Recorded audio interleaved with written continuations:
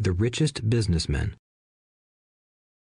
In 1923, a group of our greatest leaders and richest businessmen held a meeting at the Edgewater Beach Hotel in Chicago. Among them were Charles Schwab, head of the largest independent steel company; Samuel Insull, president of the world's largest utility; Howard Hobson, head of the largest gas company; Ivar Kruger, president of International Match Company, one of the world's largest companies at that time; Leon Fraser, president of the Bank of International Settlements; Richard Whitney, president of the New York Stock Exchange; Arthur Cotton and Jesse Livermore, two of the biggest stock speculators; and Albert Fall, a member of President Harding's cabinet. 25 years later, 9 of these titans ended their lives as follows. Schwab died penniless after living for 5 years on borrowed money. Insull died broke in a foreign land, and Kruger and Cotton also died broke. Hobson went insane. Whitney and Albert Fall were released from prison, and Fraser and Livermore committed suicide. I doubt if anyone can say what really happened to these men. If you look at the date, 1923, it was just before the 1929 market crash and the Great Depression, which I suspect had a great impact on these men and their lives. The point is this. Today, we live in times of greater and faster change than these men did. I suspect there will be many booms and busts in the coming years that will parallel the ups and downs these men faced. I am concerned that too many people are too focused on money and not on their greatest wealth, their education.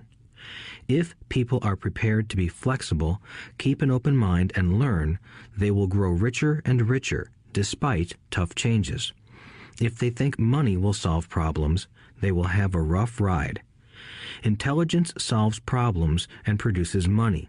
Money without financial intelligence is money soon gone. Most people fail to realize that in life, it's not how much money you make, it's how much money you keep. We've all heard stories of lottery winners who are poor, then suddenly rich, and then poor again. They win millions, yet are soon back where they started. Or stories of professional athletes who at the age of 24 are earning millions but are sleeping under a bridge 10 years later. I remember a story of a young basketball player who a year ago had millions.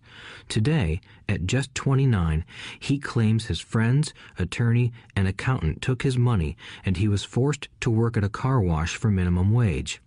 He was fired from the car wash because he refused to take off his championship ring as he was wiping off the cars. His story made national news, and he is appealing his termination, claiming hardship and discrimination. He claims that the ring is all he has left, and if it was stripped away, he'll crumble. I know so many people who became instant millionaires, and while I am glad some people have become richer and richer, I caution them that in the long run, it's not how much money you make, it's how much you keep and how many generations you keep it. So when people ask, "Where do I get started?" or "Tell me how to get rich quick," they often are greatly disappointed with my answer. I simply say to them what my rich dad said to me when I was a little kid. If you want to be rich, you need to be financially literate. That idea was drummed into my head every time we were together. As I said, my educated dad stressed the importance of reading books, while my rich dad stressed the need to master financial literacy. If you are going to build the Empire State Building, the first thing you need to do is dig a deep hole and pour a strong foundation. If you are going to build a home in the suburbs, all you need to do is pour a 6-inch slab of concrete. Most people, in their drive to get rich, are trying to build an Empire State Building on a 6-inch slab. Our school system, created in the agrarian age, still believes in homes with no foundation. Dirt floors are still the rage. So kids graduate from school with virtually no financial foundation. One day, sleepless and deep in debt in suburbia, living the American dream, they decide that the answer to their financial problems is to find a way to get rich quick. Construction on the skyscraper begins.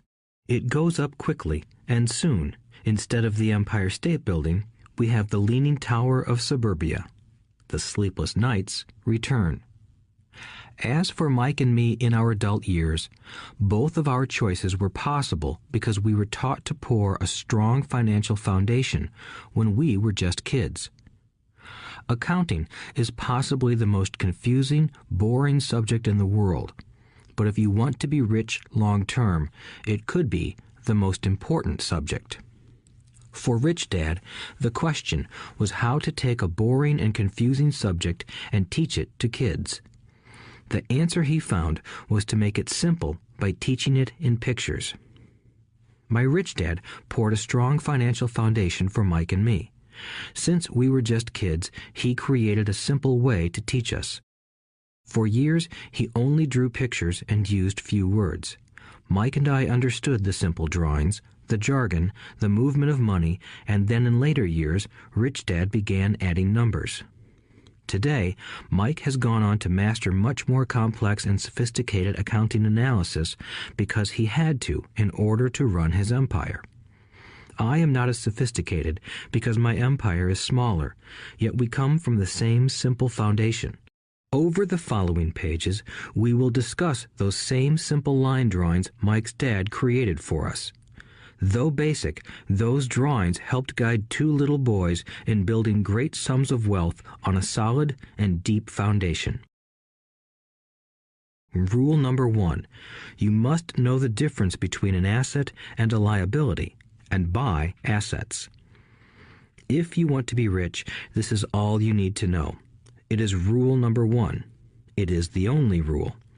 This may sound absurdly simple, but most people have no idea how profound this rule is. Most people struggle financially because they do not know the difference between an asset and a liability. Rich people acquire assets. The poor and middle class acquire liabilities that they think are assets, said Rich Dad. When Rich Dad explained this to Mike and me, we thought he was kidding. Here we were, nearly teenagers, and waiting for the secret to getting rich. And this was his answer. It was so simple that we stopped for a long time to think about it. "What is an asset?" asked Mike. "Don't worry right now," said Rich Dad. "Just let the idea sink in. If you can comprehend the simplicity, your life will have a plan and be financially easy. It is simple. That is why the idea is missed." "You mean all we need to know is what an asset is, acquire them, and we'll be rich?" I asked. Rich Dad nodded his head. "It's that simple." "If it's that simple, how come everyone is not rich?" I asked. Rich Dad smiled. "Because people do not know the difference between an asset and a liability." I remember asking, how could adults be so misguided? If it is that simple, if it is that important, why would everyone not want to find out? It took Rich Dad only a few minutes to explain what assets and liabilities were. As an adult, I have difficulty explaining it to other adults. The simplicity of the idea escapes them because they have been educated differently. They were taught by other educated professionals, such as bankers, accountants, real estate agents, financial planners, and so forth. The difficulty comes in asking adults to unlearn or become children again. An intelligent adult often feels it is demeaning to pay attention to simplistic definitions. Rich Dad believed in the KISS principle. Keep it simple, stupid, or keep it super simple. So he kept it simple for us, and that made our financial foundation strong. So what causes the confusion? How could something so simple be so screwed up? Why would someone buy an asset that was really a liability? The answer is found in basic education. We focus on the word literacy and not financial literacy. What defines something to be an asset or a liability are not words. In fact, if you really want to be confused, look up the words asset and liability in the dictionary. I know the definition may sound good to a trained accountant, but for the average person, it makes no sense. But we adults are often too proud to admit that something does not make sense. To us young boys, Rich Dad said, "What defines an asset are not words, but numbers. And if you can't read the numbers, you can't tell an asset from a hole in the ground." In accounting, Rich Dad would say, it's not the numbers, but what the numbers are telling you. It's just like words. It's not the words, but the story the words are telling you. If you want to be rich, you've got to read and understand numbers. If I heard that once, I heard it 1,000 times from my rich dad. And I also heard the rich acquire assets and the poor and middle class acquire liabilities. Here is how to tell the difference between an asset and a liability. Most accountants and financial professionals do not agree with the definitions, but these simple drawings were the start of strong financial foundations for two young boys. An asset is something that puts money in my pocket. A liability is something that takes money out of my pocket. This is really all you need to know. If you want to be rich, simply spend your life buying assets.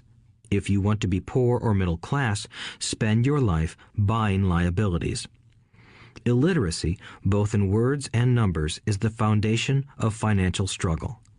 If people are having difficulties financially, there is something that they don't understand, either in words or numbers. The rich are rich because they are more literate in different areas than people who struggle financially. So if you want to be rich and maintain your wealth, it's important to be financially literate in words as well as numbers. Numbers alone mean little, just as words out of context mean little. It's the story that counts. In financial reporting, reading numbers is looking for the plot, the story of where the cash is flowing. In 80% of most families, the financial story paints a picture of hard work to get ahead. However, this effort is for naught because they spend their lives buying liabilities instead of assets. Everyone has living expenses, the need for food, shelter, and clothing.